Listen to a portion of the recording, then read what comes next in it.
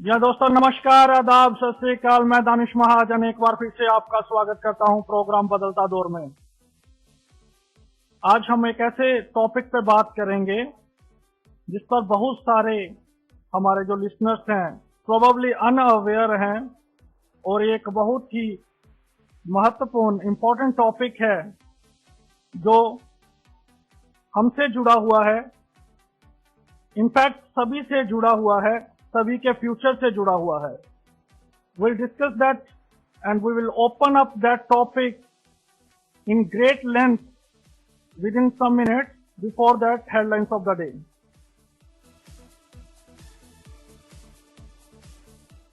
Robert Vadra ने कहा, मुझे राजनीतिक औजार की तरह प्रयोग किया जा रहा है भारतीय जनता पार्टी द्वारा।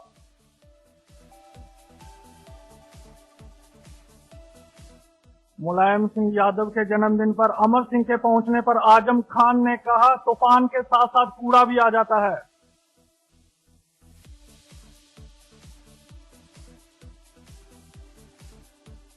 असम के राज्यपाल ने कहा, हिंदू राष्ट्र हिंदुओं के लिए सफाई पर और छिड़ा विवाद।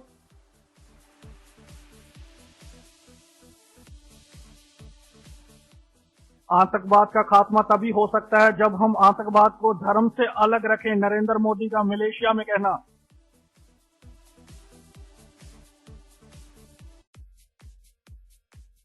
शांति भूषण ने कहा, केजरीवाल ने लालू यादव के गले मिलकर भ्रष्टाचार से हाथ मिलाया।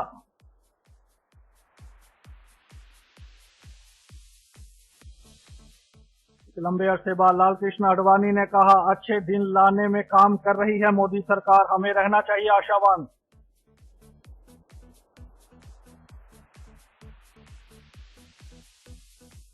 आमिर खान की गाड़ी से हुआ हादसा, घायल को मिलने गए आमिर खान।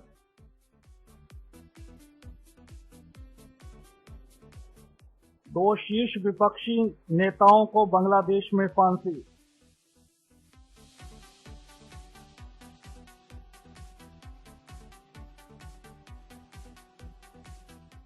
हरमनप्रीत के चौके से 8वीं एशिया जूनियर हॉकी चैंपियनशिप में भारत ने 6-2 से पाकिस्तान को हराया।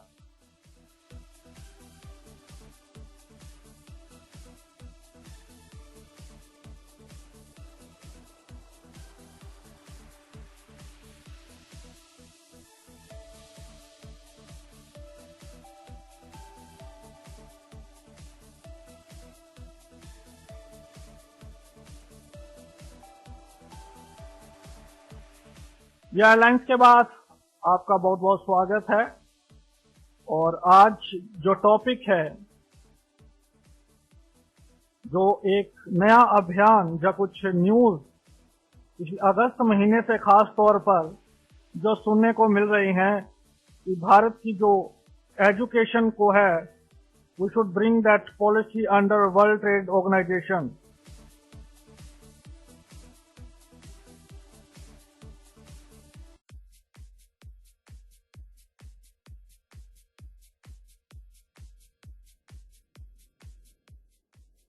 वर्ल्ड ट्रेड ऑर्गेनाइजेशन में अगर एजुकेशन को लाया जाता है तो इसके क्या परिणाम होंगे, पॉजिटिव या नेगेटिव, ये एक डिबेट का विषय है। हालांकि ज्यादातर लोग मानते हैं कि इसका एक बहुत नेगेटिव प्रभाव पड़ने वाला है हमारी शिक्षा प्रणाली पर। इसको एक तरह का कमर्शियलाइजेशन की ओर बढ़ाया जा रहा है।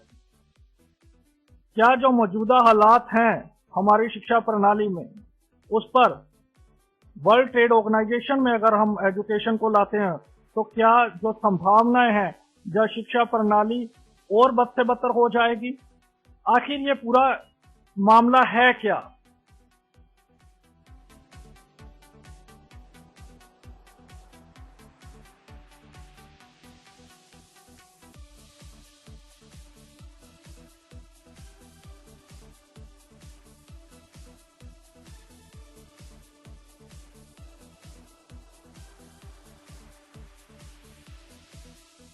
तो इस टॉपिक पर हमने डिस्कशन के लिए हमारे एक्सपर्ट्स बिल्कुल तैयार है। I hope you would be ready to a quick introduction of our panelists. Dr. Ramesh Sarin, Assistant Professor of Political Science and General Secretary of Progressive Society for the Sightless People. Sir, welcome to the show. Thank you.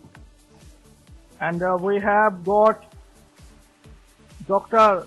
S.K. Tripathi ji, retired professor of philosophy. He worked in Banaras Hindu University. He also was there in Bundelkhand University. Sir, welcome to the show. Thank you. We will be shortly joined by Mr. Mahendra Rastogi, who was a very successful activist and first IS in India. In fact, he is associated with many organizations in UK as well. Who will get in touch with him soon. Joining me, Bala Nagendran from Chennai studio, our media spokesperson, and he also wants to analyze, he wants to throw some light over this subject. Bala, welcome to the show. Hi bro, thank you listeners. जी, तो अगर Sarin sir सबसे पहले शुरू करते हैं आज की discussion को। अगस्त के बाद से काफी इस पे चर्चा हो रही है कि वर्ल्ड ट्रेड ऑर्गेनाइजेशन में और भारत काफी अपने ऑफर्स रुचि दिखा रहा है वर्ल्ड ट्रेड ऑर्गेनाइजेशन में एजुकेशन लाने की।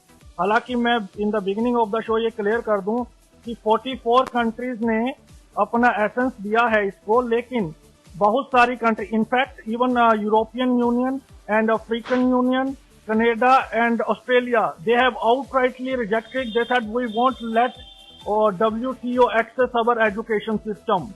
But India sounds, India seems interested in this. Let's see what's going to be the good and bad things when it happens. Now, Sarin sir सबसे पहले ओपन करते हैं आपसे, कैसे देखते हैं आप इस प्रपोजल को? देखिए, ये प्रपोजल की जड़ अगर ढूंढी जाए तो ये 2005 से इसकी चर्चा शुरू हुई है और ये प्रयास किया जा रहा है कि वर्ल्ड ट्रेड ऑर्गेनाइजेशन में हम एजुकेशन को लेके जाएं ताकि एजुकेशन को वो इंटरनेशनल फैसिलिटीज मिल पाए। टारगेट इनका ये कि वहां ने इंटरनेशनल फोरम के जरिए उन्हें सपोर्ट मिल जाए, लेकिन उसका एक इम्प्लाइड मीनिंग ये भी है कि सपोर्ट उस सेंस में मिलेगी अगर आप उनकी शर्तों पे एजुकेशन को चलाना चाहोगे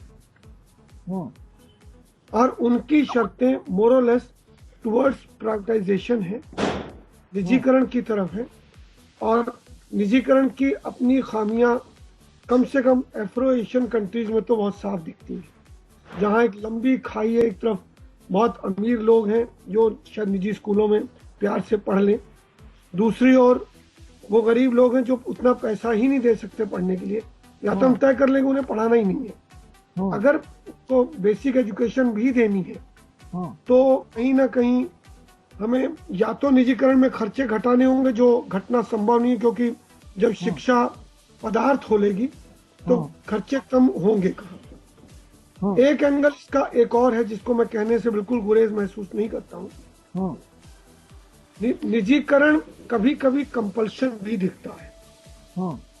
जब सरकारी स्कूलों में ट्रेंड आदमी पढ़ाएगा नहीं और प्राइवेट स्कूलों में अनट्रेंड आदमी रेगुलर पढ़ाएगा तो कहीं एक अट्रैक्शन दिखता है कि व्हाई नॉट प्राइवेटाइजेशन अगर रियल एजुकेशन देनी है तो।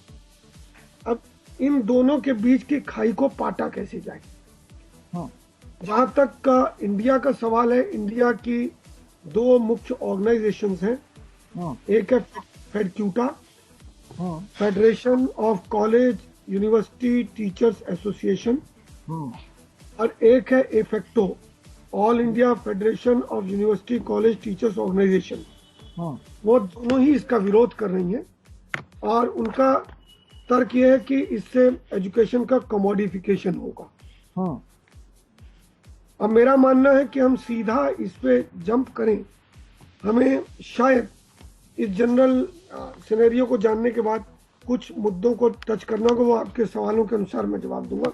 इनिशियल इंट्रोडक्शन में ये लाजमी समझता हूँ कि हमें इस बात को समझना चाहिए कि कहीं ना कहीं एजुकेशन के करंट सिनेरियो पे एक प्रश्न चिन्ह है और उसी के कंट्रास्ट में ये भी बता दूं कि यूरोप इसे क्यों नहीं मान रहा। जर्मनी में आज एजुकेशन फ्री कर दी गई है। लैटिन अमेरिकन कंट्रीज में कई ऐसी कंट्रीज में फ्री एजुकेशन देने की बात कर रहे हैं। अगर वो दे सकते हैं तो हम क्यों नहीं दे पा रहे हैं, और वो क्यों दे पा रहे हैं उस पर विचार भी जरूर किया जाए। Exactly, will speak over. और त्रिपाठी सर, आप हमारे साथ हैं? हाँ जी जी। तो त्रिपाठी सर, आपसे हम ओपनिंग कमेंट लेना चाहेंगे। कैसे देखते हैं क्यों भारत अपनी रुचि दिखा रहा है जबकि ऑस्ट्रेलिया, कनाडा, इसका जो अगर नेगेटिव इसकी काफी मैंने चीजें पढ़ी हैं, इसके अगर पॉजिटिव प्रोस्पेक्ट को देखा जाए तो आज के मौजूदा हालात में इंडिया क्यों ज्यादा एक्साइटेड है इसको वर्ल्ड ट्रेड ऑर्गेनाइजेशन में लाने के? इसके दो कारण हैं। एक तो ये कि आज की जो सरकार है हमारी, वो हर बात में अपना एक कमर्शियल व्यू रखती है, अपना एक ट्रेड व्यू रखती है, और उसका दृष्टिकोण कुछ वैसा ही है जैसा कि अर्थ के क्षेत्र में है, वही शिक्षा के क्षेत्र में। यानी they are not in a position to differentiate between educational the importance of education for the country and the importance of economical factories etcetera etcetera. तो ये जो असली मुद्दा है वो ये है कि एक तो सरकार का रुझान उस तरफ कुछ लगता है, और जैसे कि हमारे तमाम दो, अभी सरन साहब ने कहा कि 2 शिक्षक संघ हैं हमारे भारत के, उनमें दोनों ने इसका विरोध किया है, और करना भी चाहिए। क्यों? क्योंकि शिक्षा जो है, इसमें 2 बातें हैं कि शिक्षा का एक तो अर्थ होता है मनुष्य का संस्कारों का, उन्हें सुसंस्कृत बनाना, उसको एक योग्य नागरिक बनाना, उसको मानवीयता की दृष्टि से संपन्न करना, और दूसरा होता है उसमें किसी विशेष चीज के प्रति, टेक्निक के प्रति, किसी विशेष विषय के प्रति स्पेशलाइजेशन, उसको विशेषज्ञता प्रदान करना।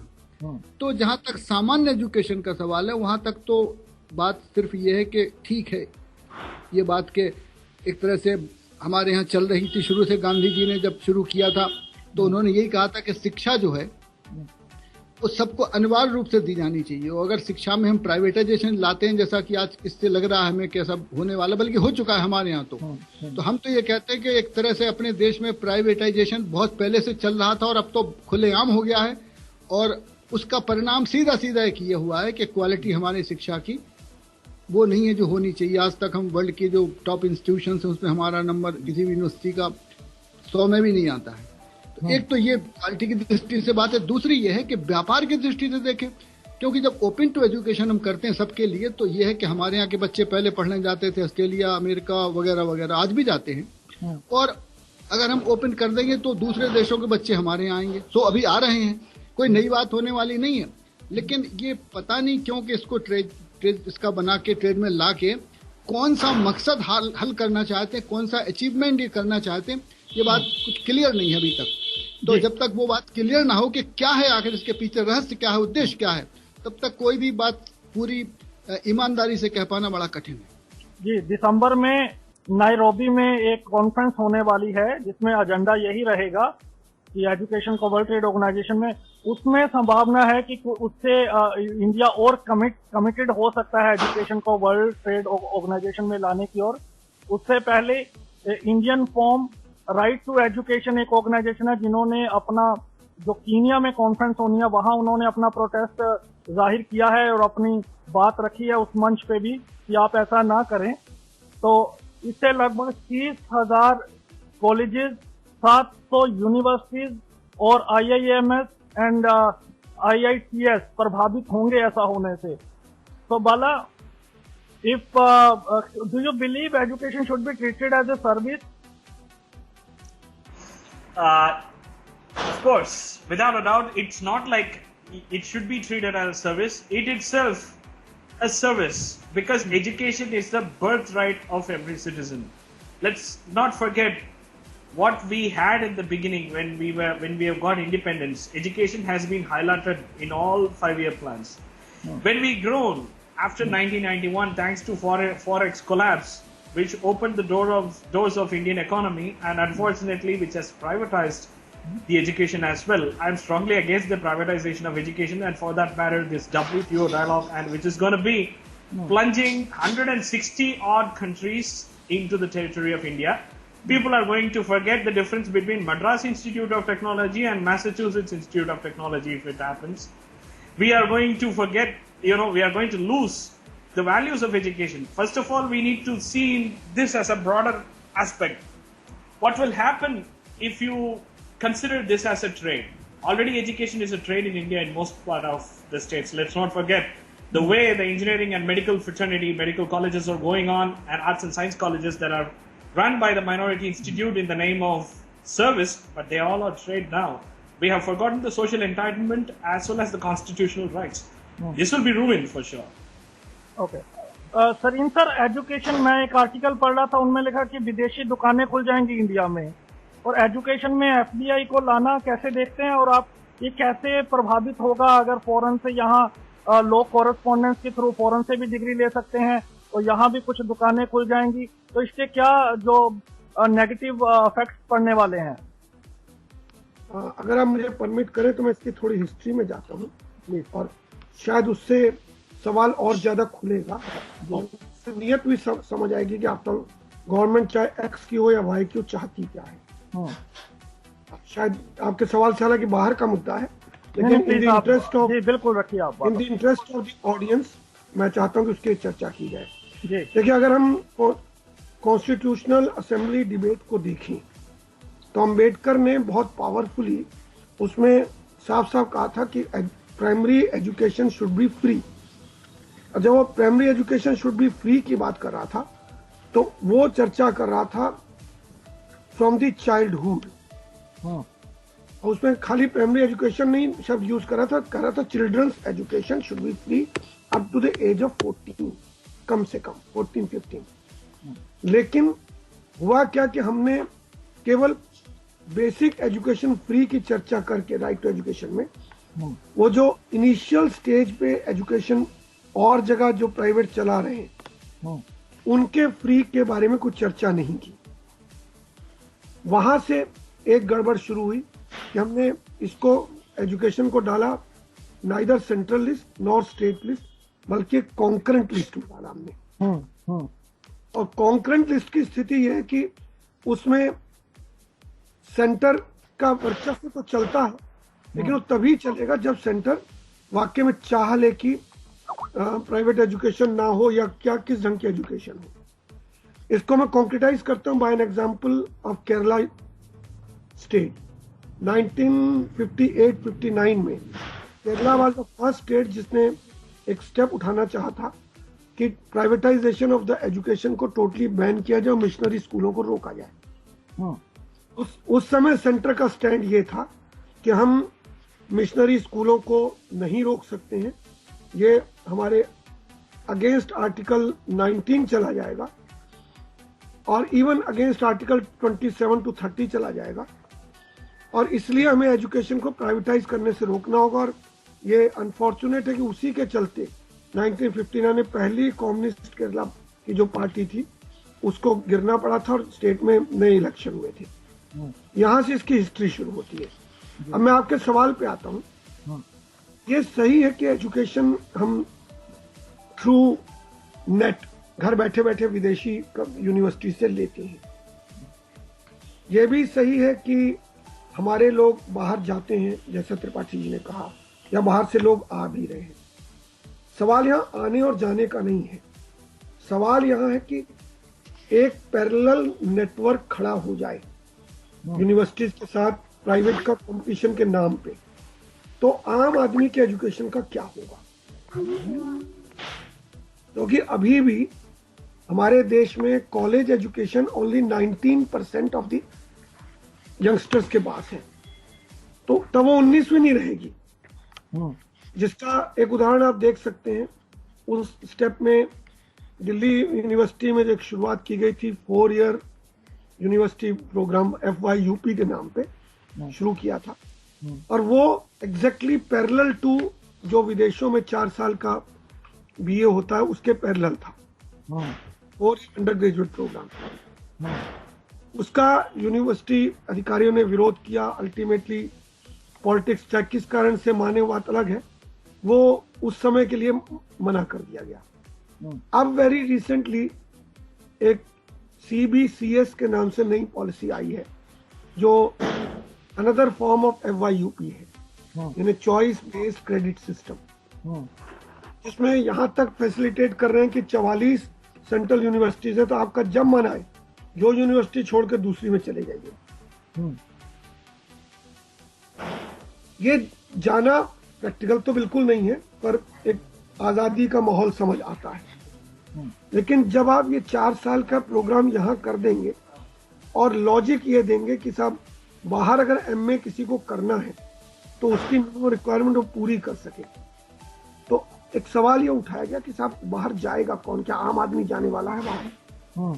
तो हमें चेंज किसके इंटरेस्ट में करने वाले हैं? क्या कहीं आम आदमी से हमारी दिलचस्पी चेंज करने की है? क्योंकि आज भी एक डिमांड जो बहुत धड़ल्ले से चल रही है इसी सिलसिले में, यूनिवर्सिटीज का जो फीस स्ट्रक्चर है उसमें भी इतनी एनोमली है अभी, तब जबकि पूरा प्राइवेटाइज नहीं हुआ है।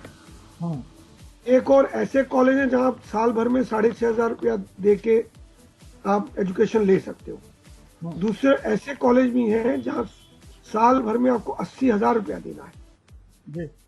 और ऑब्वियसली गरीब आदमी तो वहां जा नहीं पाएगा, तो आप क्या क्रीम को गरीब और अमीर के पैमाने से तौलोगे?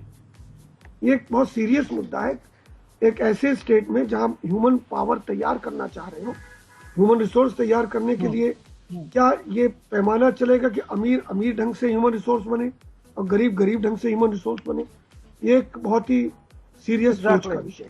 जी त्रिपाठी सर, इसमें एक पॉइंट और भी बहुत गहरा है कि अगर हम वर्ल्ड ट्रेड ऑर्गेनाइजेशन में आते हैं तो वहां का जो रूल है, आपको जहां तो सब्सिडी बंद करनी पड़ेगी, जहां फिर आपको नेशनल को भी उतना देना पड़ेगा और जो बाकी यूनिवर्सिटीज है उनको भी बराबर देना पड़ेगा।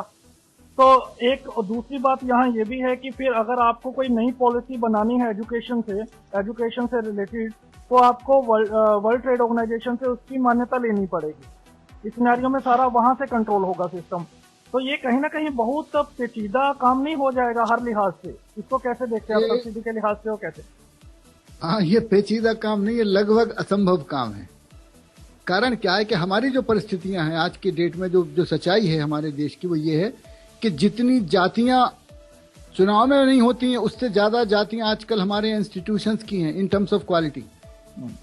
और आपको हर किस्म की चीज मिल जाएगी, एक से एक सुपरलेटिव और एक से एक नीचे निम्न से निम्न लेवल की। जैसा अभी सलीम साहब ने कहा कि कॉलेज है वहाँ 80,000 और वहाँ 6,500।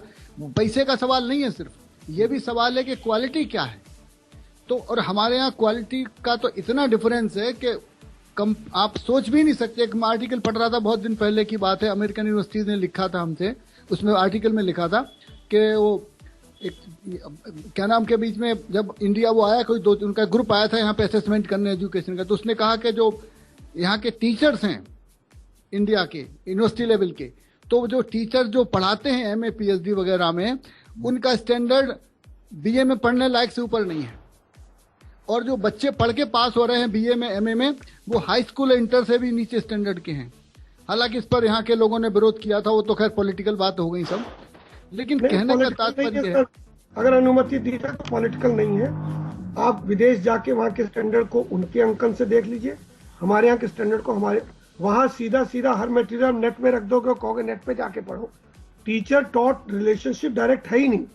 बिल्कुल ठीक, आप ठीक कह रहे हैं, बिल्कुल ठीक कह रहे हैं, वो बात सही है आपकी, 100% सही है। तो अब हमारे यहाँ की जो, वही मैं कह रहा हूँ कि हमारे यहाँ शिक्षा पद्धति इतनी अजीब है, इतने प्रकार की है कि आप, हमें कभी कभी लगता है कि हम शिक्षा की बात तो कर रहे हैं, लेकिन कौन सी शिक्षा? वो जो बड़ी यूनिवर्सिटीज में दी जाती है, वो जो नेट के माध्यम से दी जाती है, या वो जो प्राइमरी में फट्टी बिछा के पढ़ी जाती है, या जो प्राइमरी मिशन स्कूल जो है उनमें पैसे लेके और वो बच्चों को बियर पार्टी दे के सिखाई जाती है? कौन सी शिक्षा की हम बात कर रहे हैं? बड़ा कंफ्यूजन है आज तो हमें शिक्षा, देश में शिक्षा का मतलब क्या है यही समझ में नहीं आ रहा है कि हम कहाँ हैं, क्या हैं। तो और मेरे ख्याल से सीधी मेरी बात एक समझ में आई कि जो इनका सीधा यही है कि भारत की पहले उन्होंने हमारे यहाँ पूंजी की दृष्टि से कैप्चर करने की कोशिश की, हथियार हमको बेचते रहे लेकिन हथियार की फैक्ट्री नहीं देते थे। अब जब उसमें भी हमने कहा नहीं हथियार की फैक्ट्री चाहिए हमें, फैक्ट्री हम ही बनाएंगे, तो अब उन्होंने सोचा कि अब शिक्षा तो एक ऐसा क्षेत्र है इसमें शायद ये कब्जे में आ जाए।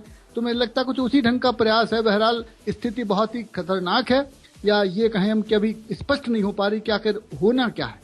जी, ये सारी हायर एजुकेशन है प्लस 2 के बाद की। मैं लिसनर्स को ये क्लियर कर दूं ये जो हायर एजुकेशन को वर्ल्ड ट्रेड ऑर्गेनाइजेशन में लाने की बात हो रही है, करीम सर बहुत सिंपल सवाल, ए पॉलिटिकल सवाल बट वेरी सिंपल।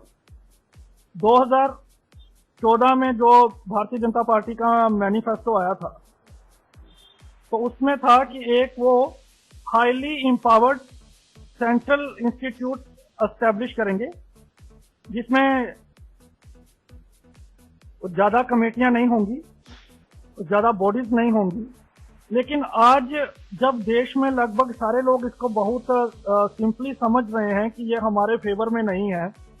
इनफैक्ट अगर मैंने जो सर्च की उसमें भी मुझे दूर दूर तक कोई मिला नहीं जो इसको सपोर्ट कर रहा है बहुत ब्रॉडली, चाहे वो किसी पार्टी से बिलोंग हो। तो इसके ऊपर चाहे हम सेंट्रिक पार्टीज हो, like Congress so called centric party, या फिर राइट विंग पार्टीज हो, वो सारे खामोश हैं। और ये बात जो हम सभी को समझ आ रही है, ये गवर्नमेंट को समझ क्यों नहीं आ रही? बहुत सिंपल सवाल है, and I want you to be very specific with this question. इसमें एक बात मैं बताता हूँ जी, मैं ये बताता हूँ कि आप जो कह रहे हैं कि ये सब पार्टी सब एक हो जाते हैं, बात बिल्कुल सही है। मैं एक छोटी सी बात बता दूं, थोड़ा से बैक जाके 2 मिनट के अंदर, कि हमारे यहाँ यूपी में एक कॉन्सेप्ट आया था आज से 15 साल पहले कि प्राइमरी का एग्जामिनेशन सिस्टम खत्म कर दिया जाए, हर व्यक्ति को, हर बच्चे को पास कर दिया जाए। ठीक है, उसके बाद फिर हम ये कॉन्सेप्ट आया तो यहाँ हर यूनिवर्सिटी से कुछ लोग बुलाए गए थे, दुर्भाग्य से हम भी उसमें थे। तो वहां पर शिक्षा मंत्री जी थे, मुलायम सिंह जी की सरकार थी उस जमाने में, पहले वाली, आज की नहीं। तो हमने कहा कि अगर आप हर एक को पास कर देंगे तो फिर इसका तो शिक्षा का स्तर बहुत गिर जाएगा। तो उन्होंने कहा कि नहीं, बच्चों पे बोझ लचता है, वो बोझ बहुत लद जाता है, बस्ते उठाने पड़ते वगैरह वगैरह। तो उन्होंने कर दिया नियम। अब प्रश्न सीधा सा हुआ कि जब 5 तक पास होना ही होना है हर एक को, तो फिर पढ़ेगा कौन और पढ़ाएगा कौन बेवकूफ, ये भी पॉइंट है जी। और ये बात फिर बाद में कक्षा 8 में हो गई जी, अब 10 तक हो गई। और अब वही मैं कह रहा हूँ, और हमारी पत्नी चुकी है डाइट जो होते हैं, जहाँ बेसिक ये टीचर्स होती थी, बीटीसी की ट्रेनिंग होती उसमें थी पहले, तो वहां पर जो बच्चे जब आते थे बीटीसी जो मतलब पढ़ने के लिए, जिन्हें पढ़ाना है आगे जाके प्राइमरी में, तो उनका ये स्टैंडर्ड था कि वो बीटीसी में कक्षा प्राइमरी में पढ़ाना तो छोड़ो, पढ़ने लायक भी नहीं है। लेकिन वही बात है कि पास वहां भी होना है, क्योंकि ठीक है वहां कंपल्सन नहीं था, लेकिन आज का जो सेटअप बन गया समाज का वो ये है कि नकल से या इधर से या उधर से पास हो ही जाते हैं लोग। रिजल्ट देख लीजिए आप, हमारे हाई स्कूल का रिजल्ट पहले रहता था यूपी में कितना, 30%, मुश्किल से 30-32%, और आजकल पूरे यूपी का रिजल्ट होता है हाई स्कूल इंटर का 90%। ये जो 3 गुना इतने ये चाणक्य कहाँ से पैदा होगा, ये समझ में हमारी तो आ नहीं रहा है। तो कहने का तात्पर्य है कि सारा जो चल रहा है खेल, ये मंत्री ये चाह रहे हैं कि हमारे यहाँ ज्ञान का स्तर न बढ़े, लोग इतने चिंतनशील न बने, नहीं तो अगर बन गए तो फिर हमें वोट कोई नहीं देगा, हमारा वोटर जो बैंक है वो सीधा सीधा समाप्त हो जाएगा। तो कुल मिला के उस राजनीति की ये शिक्षा में बातें चल रही हैं। जी sir, what would you like to से?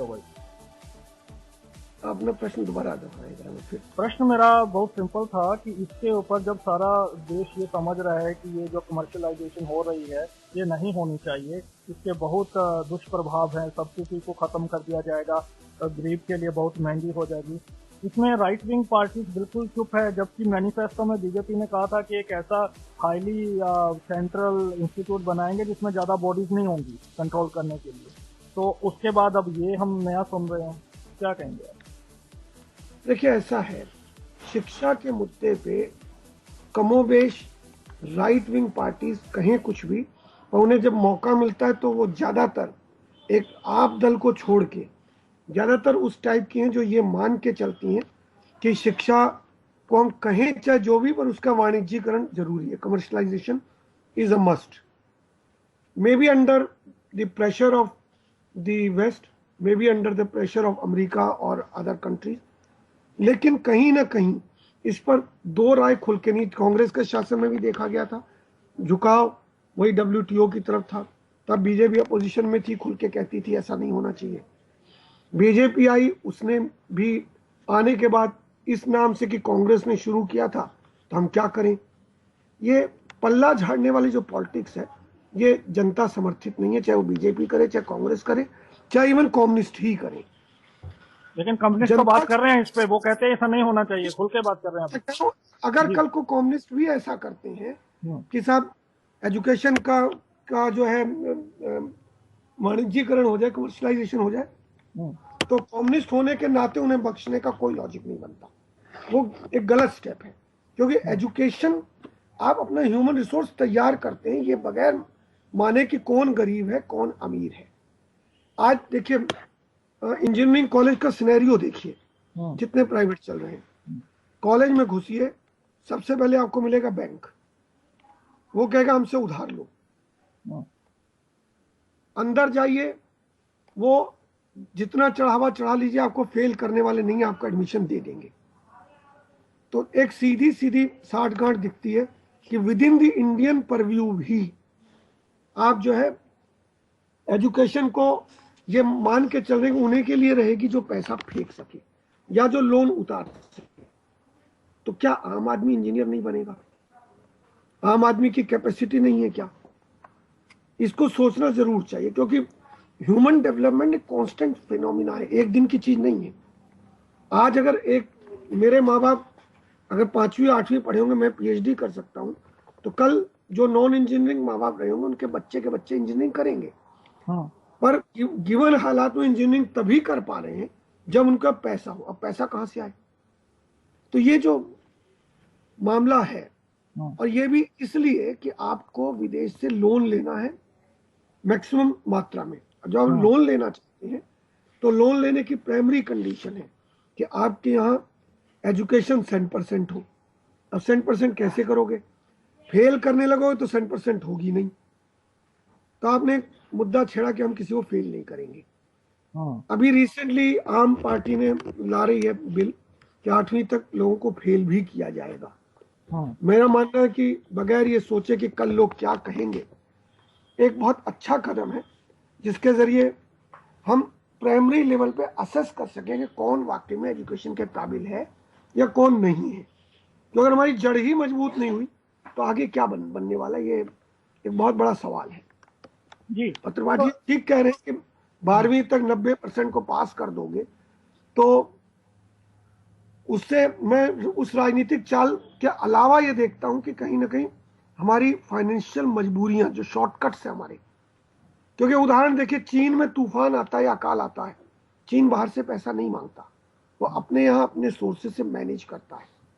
हमारे अकाल आते हैं हम झोली फैला के खड़े हो जाते हैं, साहब बाहर वाले में पैसा दें। जब बाहर वाले पैसा देंगे तो अपनी कंडीशन तो रखेंगे ही ना भाई।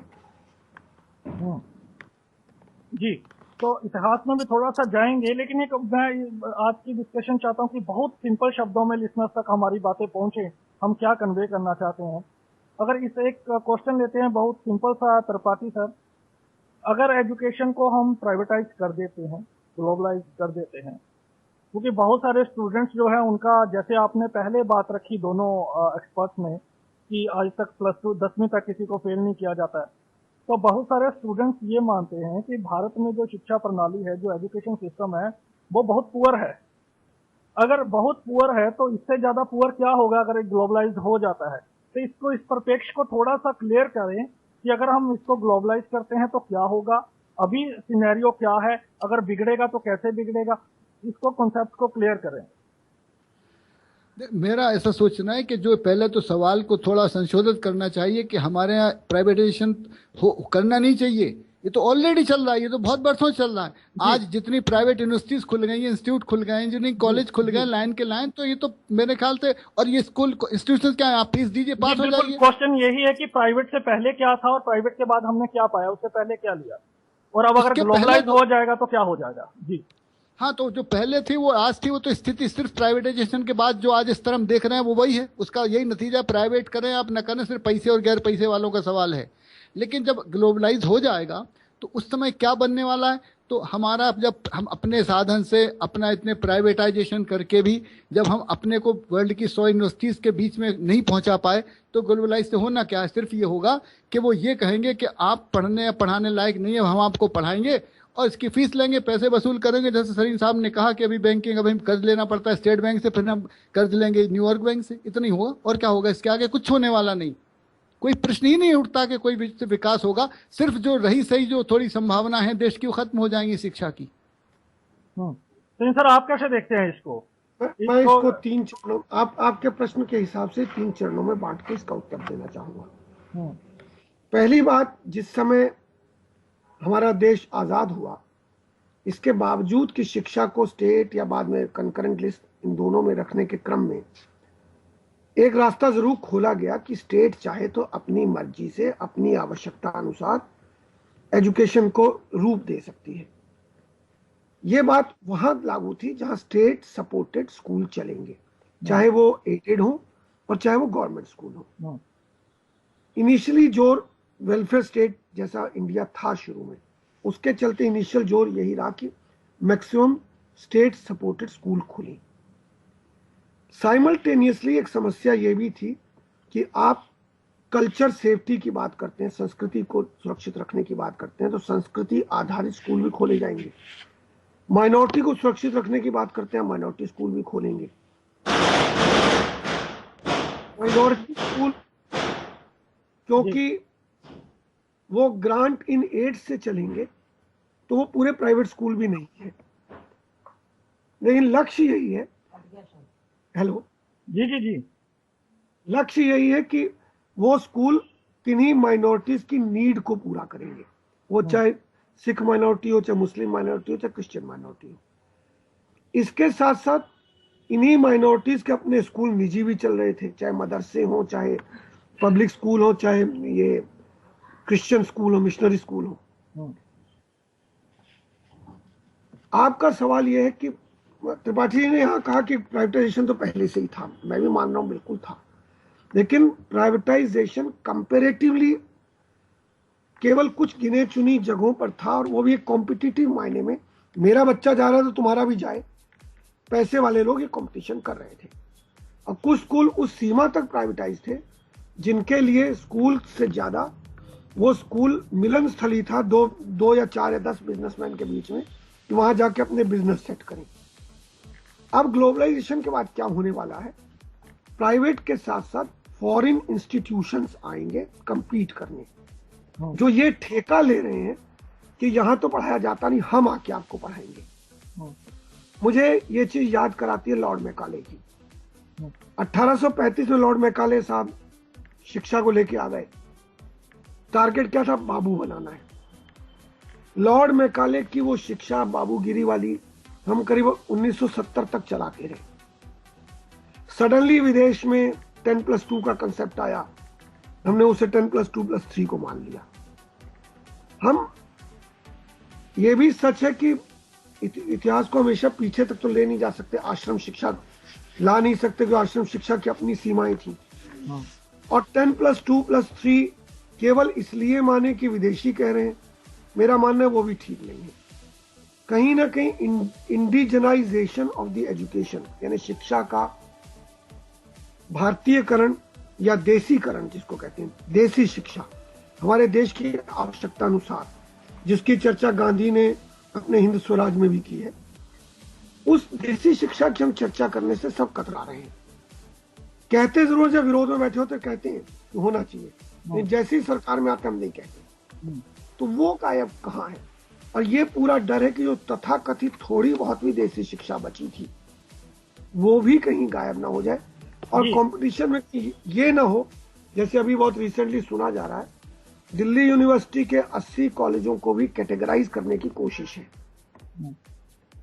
कि साहब ABCD कैटेगरी कर दे और ये मान लें फला कॉलेज बहुत अच्छे हैं, फला बहुत बुरे हैं। मेरा सीधा सा कहना है कि अगर एक आदमी सारे साधनों के साथ, पैसे के साथ, नेट को यूज करते हुए अच्छी शिक्षा, अच्छा परसेंटेज ले आता है, क्या उसकी परसेंटेज भर उसकी क्वालिफिकेशन का प्रतीक है? और एक दूसरा आदमी कम पैसा होने के बावजूद भी 80-85% ले आता है, और कम पैसा इसलिए अच्छे कॉलेज में जा नहीं सकता, तो क्या आप उसके 80-85% या 90% को दरकिनार कर दोगे?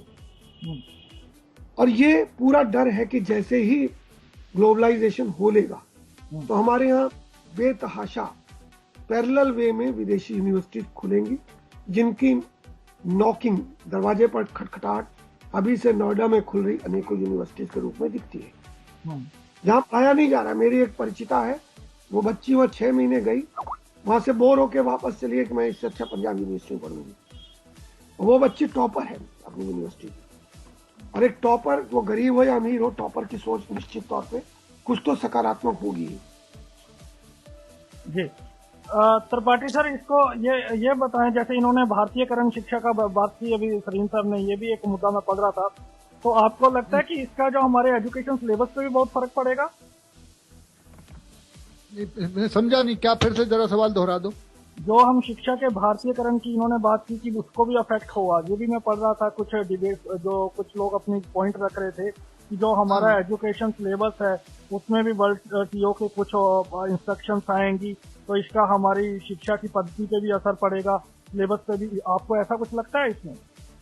बिल्कुल बिल्कुल, कुछ ना कुछ असर जरूर पड़ेगा, क्योंकि भारतीयकरण से मतलब भारतीय उस दृष्टि से नहीं, जो हमारे संस्कार है, हमारे अपने कुछ वैल्यूज हैं, मतलब ये धर्म के हिसाब से नहीं कह रहा हूँ, समाज के हिसाब से, तो उनकी एक हमारे यहाँ शिक्षा में एक बात थी, जैसे उदाहरण के लिए प्राइमरी या इसमें मिडिल एजुकेशन में हम लोगों को पद पढ़ाए जाते थे तुलसी के, कबीर के, और उनमें नीति संबंधी बातें, कुछ अच्छी बातें, कि जैसे गुरु गोविंद दो खड़े काके लागा पांव वगैरह वगैरह।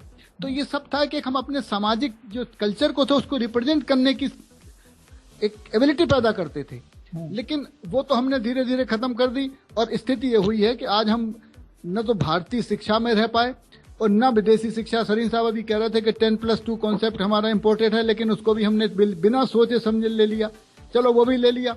तो जब छोटी छोटी बातों में हम ले रहे हैं उनसे, तो आगे जो आएगा तो हमारा सिलेबस क्या, हमें तो लगता है कि अब आने वाले जो सिलेबस होंगे वो तो केवल अमेरिकन और इंग्लैंड ब्रिटिश यूनिवर्सिटीज के होंगे, इंडियन यूनिवर्सिटीज के सिलेबस तो लागू हो ही नहीं पाएंगे। कुछ लोगों को ये भी डर है आर्ट्स खत्म ही हो जाएगा, सारा इंजीनियरिंग ही रह जाएगी, या एमबीए टाइप एमसीए, यही प्रोफेशनल डिग्रीज रह जाएंगी।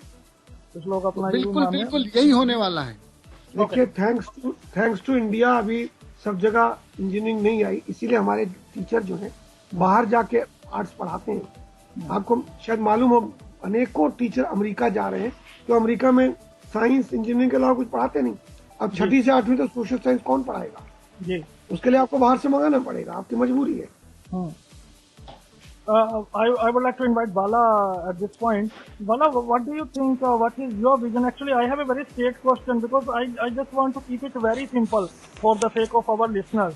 See, I think all the expertise will be agreed upon one thing with me. Education is associated with each and every individual in this country. I think you all will be agreed upon it. True. If it is the case, those people who returned their award before, we have seen a drama there. So now, as the Sareen sir rightly pointed out, couple of organizations, and one organization I mentioned, Indian Forum, Right to Education, those people are protesting.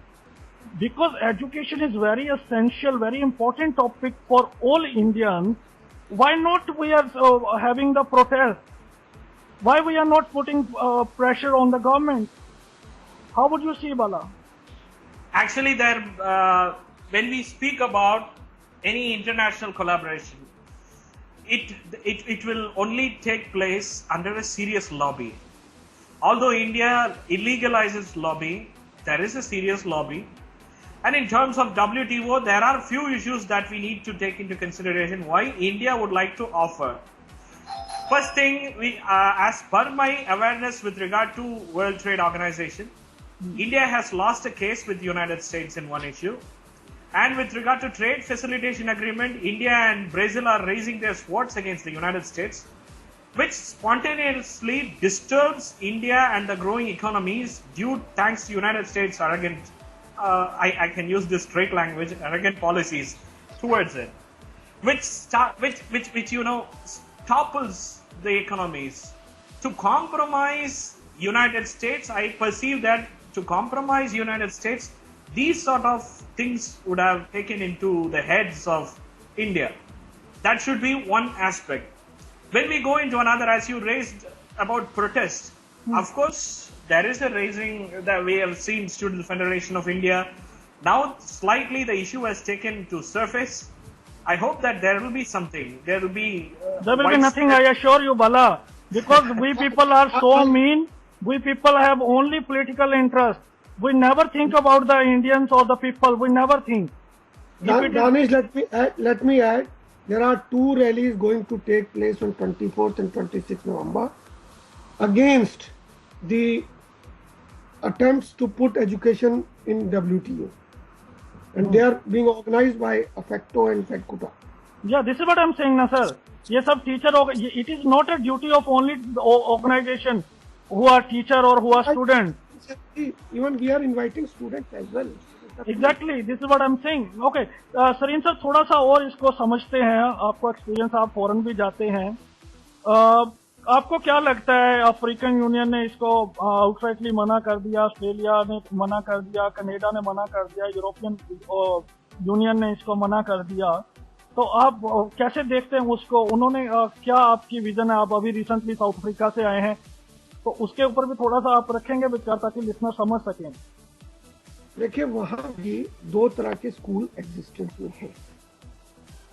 एक वो जो missionaries द्वारा चलाए जा रहे हैं या comparatively private संस्थाएं, और दूसरा गवर्नमेंट द्वारा चलने वाले एडेड स्कूल कंपैरेटिवली कम है, ज्यादातर गवर्नमेंट स्कूल्स या प्राइवेट स्कूल हैं, और majority of the people they join government school, क्योंकि अभी भी वहां बहुत बड़ा मिडिल क्लास चंक डेवलप नहीं हुआ है। वो ठीक है, शहर वाला आदमी अंग्रेजी चाहे बोल लेता हो, पर वो प्रायोरिटी में प्राइवेट स्कूल में भेजने में इंटरेस्टेड नहीं है। और वहां वैसी कंप्लेंट नहीं सुनी गई कि गवर्नमेंट स्कूल्स में एजुकेशन हो नहीं रही है, पढ़ाया नहीं जा रहा है, क्योंकि मैं उन फैमिलीज में रह के भी आया हूं, तो उनके पेरेंट्स और बच्चों की ये शिकायत नहीं है कि स्कूल पढ़ाता नहीं है वहां, बल्कि स्कूल में न जाओ तो बाकायदा, जैसे अभी दिल्ली में कई स्कूल करते हैं, टीचर्स बाकायदा पेरेंट्स से कांटेक्ट करते हैं कि आपका बच्चा क्यों नहीं आया।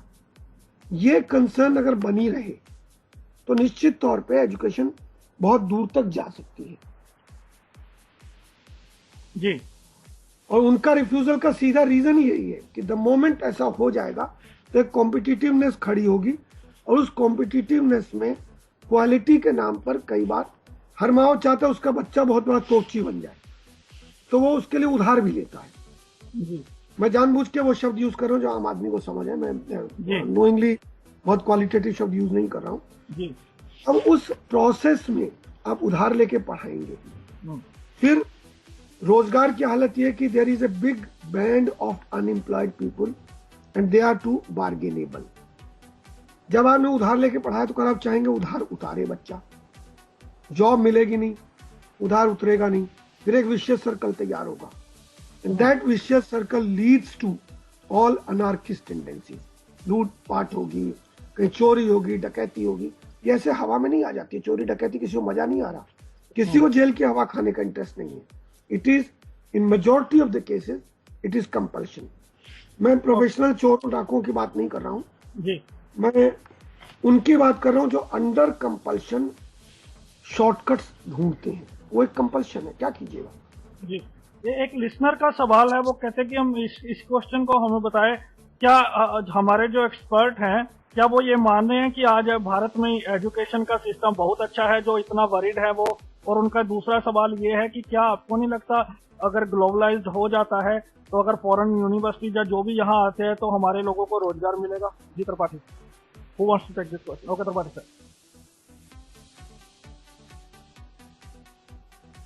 त्रिपाठी शायद, हेलो जी जी त्रिपाठी सर आप हैं? शायद डिस्कनेक्ट हो गए जी। आई थिंक वाला you try to invite him. जी sir, would you like to take this question? हाँ हाँ, कोई दिक्कत नहीं। देखिए, सवाल ये नहीं शिक्षा का स्तर हमारा अच्छा है या बुरा है, सवाल ये है कि उनके आने से क्या अच्छा होने वाला है और किसके लिए अच्छा होगा। क्या वो आम आदमी के लिए अच्छा होगा? क्या वो आम आदमी को सस्ती दर पे एजुकेशन देंगे? अगर नहीं देंगे तो जो आज है उसमें अंतर खास आने वाला नहीं है, सिवाय इसके कि हमारे वो पेरेंट्स जो ग्रेजुअली राइज कर रहे हैं, तुलनात्मक दृष्टि से आर्थिक स्थिति उनकी बेहतर हो रही है, वो रिस्क लेके उन प्राइवेट ऑर्गेनाइजेशन से जुड़े, एक विशियस सर्कल पैदा हो, एक कुचक्र शुरू हो, जिसका हवाला मैंने पहले दिया। डर वही है कि क्या हम अनार्की अराजकता चाहते हैं क्या, और क्या ऐसा संभव नहीं है कि हम एफर्ट करके अपने ही यहाँ नियम बना के शिक्षा को और मजबूत करें। अब मैं बिल्कुल मानता हूं, क्योंकि मुझे प्रशासनिक अधिकारी के तौर पर भी काम करने का मौका मिला है जीवन में, एडमिनिस्ट्रेटिव ऑफिसर रहा हूं मैं 1 साल। मेरा मानना है कि एडमिनिस्ट्रेटर चाह ले तो ऐसा कोई रीजन नहीं है, लाख आप डूटा की स्ट्राइक कीजिए, आप स्ट्रिक्टली एजुकेशन पैटर्न को फॉलो करा सकते हैं। कहीं ना कहीं स्वयं एडमिनिस्ट्रेटर भी लापरवाह है। मैं उसमें अपना एग्जाम्पल दे सकता हूं, मुझे उसमें कोई चिंता नहीं कि कोई क्या सोचे। मैं जब शुरू में कॉलेज में आया था तो I was very strict for attendance. मुझे प्रिंसिपल ने कहा अरे क्या फर्क पड़ता है, बच्चे ना भी हैं तो अटेंडेंस दे दो। ये सोच अगर होगी तब एजुकेशन को कहां ले जाओगे, तो फिर जिम्मेवार किसको ठहराओगे? तो मेरा मानना यह है कि उनके आने से डर यही है, जो राइजिंग मिडिल क्लास है वो इस विशेष सर्कल में फंसेगी। अमीर तो चलो वो यहां से लेता है एजुकेशन या विदेशी यूनिवर्सिटी से लेता है, किससे लेता है, फर्क नहीं पड़ने वाला। पर जो राइजिंग मिडिल क्लास है, जो जिसको मोदी जी भी जगह जगह खुले तौर पे कह रहे हैं कि इट इज मोर देन 60%, उसका क्या होगा, वो एक चिंता का विषय है। क्या जी कंप्लीट करें। उसके भविष्य के साथ खिलवाड़ करना चाहोगे इसलिए कि आपको पैसा मिलता रहे? क्योंकि आप देखिए गुहार क्या लगाई जा रही है, क्योंकि मेरा देखिए किसी पार्टी से पर्सनल विरोध नहीं है, लेकिन हमारे जो लोग भी बाहर जा रहे हैं सिवाय इन्वेस्टमेंट के उनका कोई और प्रोग्राम नहीं है। इन्वेस्टमेंट करो हमारे देश में। जी क्या हम बिल्कुल, और बहुत एक सोचने वाली बात है कि जो मैनिफेस्टो में आता है उसके विपरीत बाद में होता है, और बावजूद उसके हम वही सीखे यार। आज तक ईस्ट इंडिया कंपनी यहाँ इन्वेस्ट करने ही आई थी, हमें लूट के चली गई। जी बिल्कुल। एक लिसनर कुछ अपनी बात रखना चाहते हैं इस डिस्कशन में। Will give him time, Bala you please take him. उनकी बात हम बिल्कुल सुनना चाहेंगे, वो क्या अपनी बात रखना चाहते हैं। तो जो सिंपल शब्दों में अगर हम सरीन सर ये बात समझे हैं कि इससे पुअर जो गरीब तबका है उसको काफी और नुकसान होने वाला है, और अगर हमारा एजुकेशन सिस्टम अच्छा नहीं है तो इसके आने से और बुरा होने वाला है, और एक गैप ज्यादा बढ़ने वाला है अमीर और गरीब में स्टडी लेवल में भी। मेन खतरा उभरते मध्यम वर्ग को है। सबसे बड़ी बात यह उभरता मध्यम वर्ग, चाहे वो टीचर कैटेगरी का के माँ बाप का बच्चा हो, चाहे क्लर्क का हो, वो इस कंपटीशन में उधार ले लेके पढ़ाएगा और कब तक चुकाएगा भाई? ये बहुत बड़ा डर है। सरकार की जो सरकार की जो मंशा है वो सीधी कहीं ना कहीं सिर्फ फॉरेन इन्वेस्टमेंट को लाना है। इस पर बात करें, एक छोटा सा ब्रेक लेंगे, उसके बाद हाजिर होंगे और एक लिसनर की बात भी सुनेंगे और कंक्लूजन सुनेंगे अपने एक्सपर्ट से।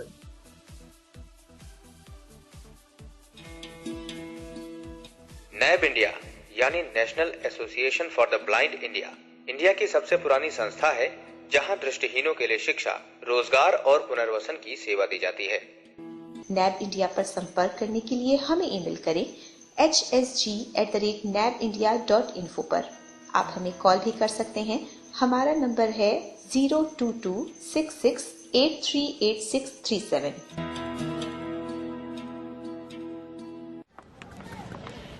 यार सुमित, एक बात पूछूं?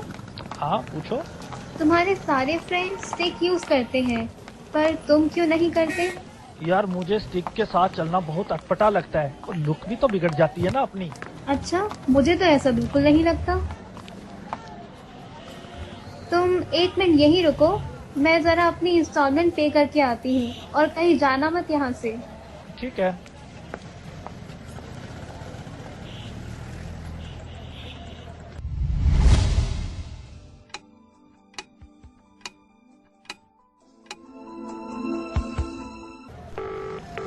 हेलो श्रेया। हाँ सुमित। यार कितना समय हो गया, कहाँ हो तुम? My God, I am so sorry Sumit. मुझे मेरी एक फ्रेंड मिल गई और मैं उसके साथ निकल गई। मैं भूल ही गई थी कि तुम मेरे साथ थे। काश कि आपने सही समय पर केन का इस्तेमाल सीख लिया होता, तो आज हालात ऐसे न होते।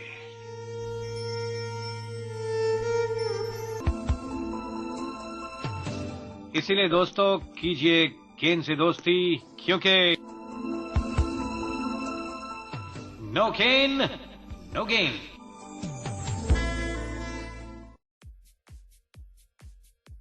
So we are back. Thank you so much for your feedback, listeners.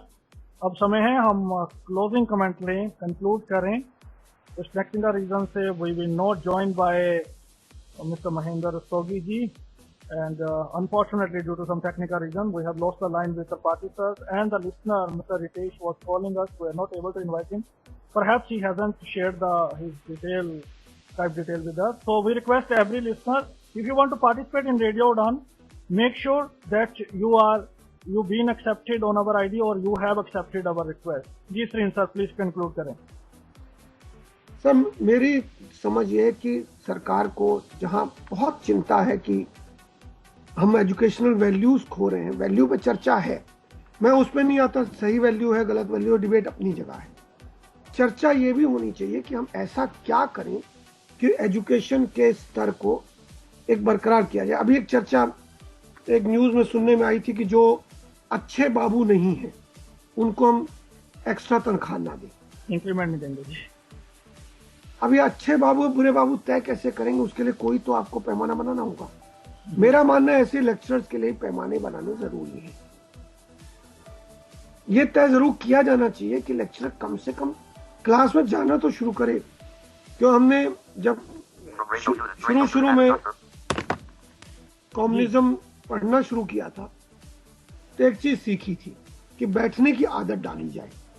अगर आप बैठोगे नहीं, एक दूसरे से बात नहीं करोगे तो आप कहीं तक पहुंचोगे कैसे? एक इंटरेक्टिव हैबिट, इंटरेक्शन की हैबिट नहीं होगी तो कुछ नहीं होने वाला है।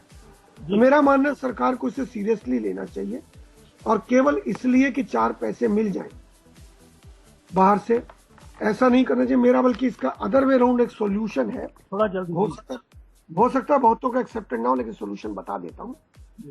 मेरी समझ है कि वो लोग जो हायर रैंक पे हैं उनके टैक्सेस और बढ़ा दिए जाने चाहिए और उन टैक्सेस से वेलफेयर वर्क चलाए जाने चाहिए। Education itself is a welfare work. Exactly जी। त्रिपाठी साहब जल्दी से अपने क्लोजिंग कमेंट आप रखें लिसनर्स के सामने जी। I think we joined with Tripathi sir. Okay Bala please go ahead. Yeah. First of all, in terms of India, if we consider ease of doing business has a serious blockade, Indian education has an archaic obstacle because from the teachers management system to students management system, India is stopped in many spheres. Even recently, where there are many research articles that were chipped in pertaining to teaching management system, not teachers management system, but teaching.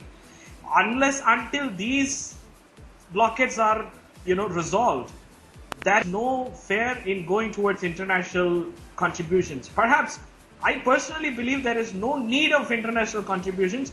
Even there is no need of domestic privatization to education. I strongly object the privatization of education. It has to be the government's responsibility to take the education into the next level in this country, because this is where we have the scientists who have studied abroad and contributing to the foreign nations as well as India. But at the same time, we had Dr. Abdul Kalam, who studied in India itself, who contributed for the betterment of this country more than the other scientists, we can say so, in a field. So this is what the condition of India. India has potential, India has talent. The education should be with India rather than with WTO or World Health. Thank you so much. मेरे पास समय नहीं है। बिल्कुल इससे बाला ने अपने last point में एक महत्वपूर्ण बात की, इससे रिसर्च वर्क भी बहुत ज्यादा प्रभावित होगा, क्योंकि रिसर्च के लिए सब्सिडी नहीं मिलेगी। बहुत सारे इसमें जब रोल नहीं रह जाता है तो सबसे ज्यादा इफेक्ट पड़ेगा रिसर्च सिस्टम पे भी। हम इस पे बात नहीं कर पाए समय की कमी के कारण। मोटे तौर पे हमने आपको बहुत सारी बातें समझाई है हमारे एक्सपर्ट्स ने। कैसा लगा आपका शो? www.radioudan.com पर अपना फीडबैक जरूर दें। Thank you so much Sarin sir, Tripathi sir, Bala. Thank you so much listeners for being with us. I have seen an active participation of listeners and I expect the same in coming episodes as well. Thank you so much all. Our pleasure, Manish.